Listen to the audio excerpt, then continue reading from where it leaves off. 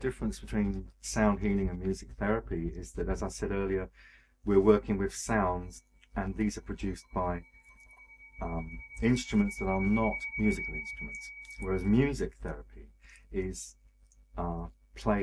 music that is played upon musical instruments. So it is recognizable as music. It has harmony, has melody, and it has a rhythm. And there are people who have done research into what is good music to calm somebody who's anxious. There'll be good music for studying. Schubert is good. It's good to play that music if you want to do serious study and be focused. So this is more music for meditation, more for going inwards. And so there's more, it's more difficult to do that because obviously the person has to trust you a lot more. But with most songs, if you've heard, I mean, most songs will probably take so many seconds to hear the melody, and then it's repeated, and it maybe has a chorus and so on. So then you can get used to it. You can sit and think to yourself, oh, I know what's coming next. It's that da da dee dee da da coming. That'll be around in a minute after they've done the ba doo doo da ba doo doo biddy, you know, whatever. Whereas with this stuff, you don't know what I'm going to do, which is great because it keeps them right in the now, you know, because they're out there wondering what is he going to hit next. They can't predict, you know. They can't say, oh, I know what he'll do. He'll start off with those big deep ones. Great, I love it, you know. And I might not play a deep one at all. And they might say, other people lying there, and I know that they're having difficulty, and they'll at the end say, there was one high one you played, and whew, I got right to the edge with that one, you know. And I'll say, yeah, I knew that was going to cause you because that chakra was really out, but you know, had to be done. And Dr. Mann has developed a machine called which is called Cymatics, and the Cymatics applicator. And actually he puts 5 different frequencies down this machine.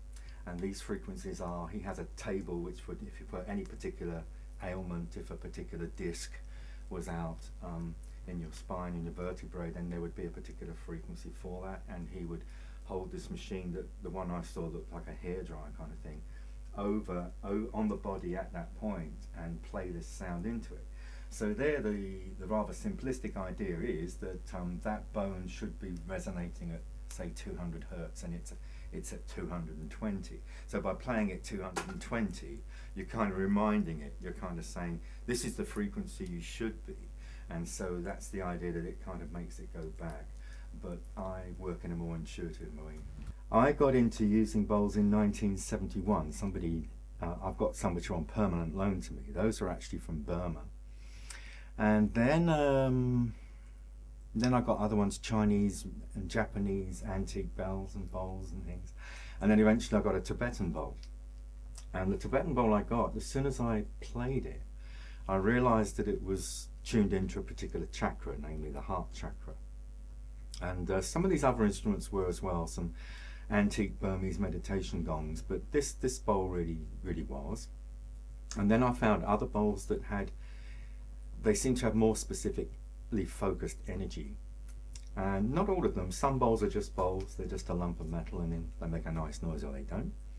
Other bowls produce a sound which can be helpful for developing certain soul qualities. So it might have a joyful sound, or it might have a courageous sound, and these might be qualities that we wish to develop in our lifetime. We might think, well, I need to get more courage.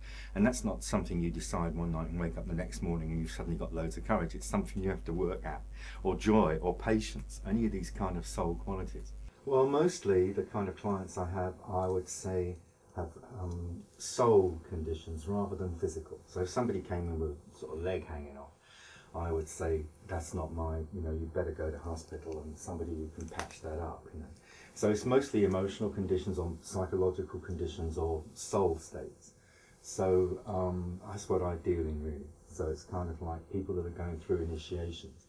And they don't know they're going through an initiation, they just know that life's got really tough and they don't understand it anymore and they're not happy with it anymore. So that creates a kind of a dis-ease. They're no longer at ease with life. They are kind of fighting it. So it's a question of trying to assimilate different energies that come. And if you have a problem with that, if you're rigid and you think, I don't want anything to do with that, then you set up a resistance and then you create disease. Well, different sounds have different effects. So for instance, if somebody goes, and then say, where is that affecting you?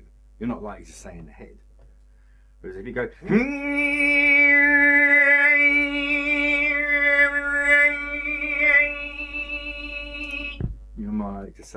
that's it's getting me interested up here. It's not doing a lot down in my stomach. So different sounds will vibrate at different frequencies, and then these frequencies will be related to different areas of the body. So for instance, the arms and legs are to do with the will, and then the torso is to do with the feelings, and the head is to do with thinking.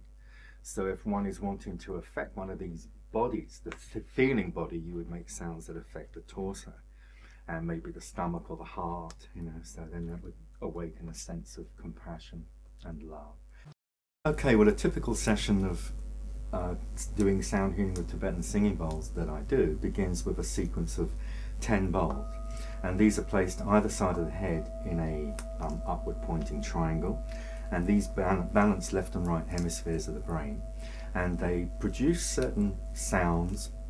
It's called psychoacoustics, so they're slightly a different pitch. So what happens is the difference creates a certain pulse. So you would get a beating. This is a kind of acoustical phenomena. It's what happens with the bowls isn't, because in acoustics they use sine waves, which are very simple. So you would have, let's say they're 4 seconds out, which would mean every 4 seconds you get a boom, boom, but normally it's faster than that. So these bowls are out by about 5 to 7, so they're doing 5 or 7 beats per second, which is the frequency of alpha brainwave states. So it induces different altered brainwave states, which are then you are more receptive to healing sounds. Whereas most of us are in beta brainwave state, which is about 16 hertz or cycles per second, and then you've got super beta and super high beta, which athletes and people can get into in certain states. But here we're aiming to get the brain state slower and deeper. And so I work quite a lot with pairs of bowls producing this phenomena. So if I'm working, while that's happening, while I'm playing these 10 bowls, takes about 5 minutes, I am looking at the person's aura, and I'm looking at their chakras to see which ones are not functioning right, and then to see why they're not functioning correctly, and therefore at that point I'm diagnosing them and also working out the treatment that I'm going to give. So I have about 12 different heart chakra bowls. So if I work out the heart chakra needs working on, I'm also thinking, right, so what does it need? Does it need, you know, then I'm putting colours to the chakra. So I might think, does this person need rose to the heart chakra, in which case I need that pair of bowls. Do they need amethyst? Do they need violet? You know, what colour, spiritual energy, angelic force do I need to put to that chakra, and which bowl resonates with those frequencies? I think the only form of sound healing that somebody could do unconsciously every day would be listening to silence, because it's in the silence that you hear your own voice. And so a lot of people are scared of that. They're scared of being alone, and actually in that voice is truth as well. And so a lot of people don't like the truth. They want to hide from the truth, or even what they imagine might be the truth.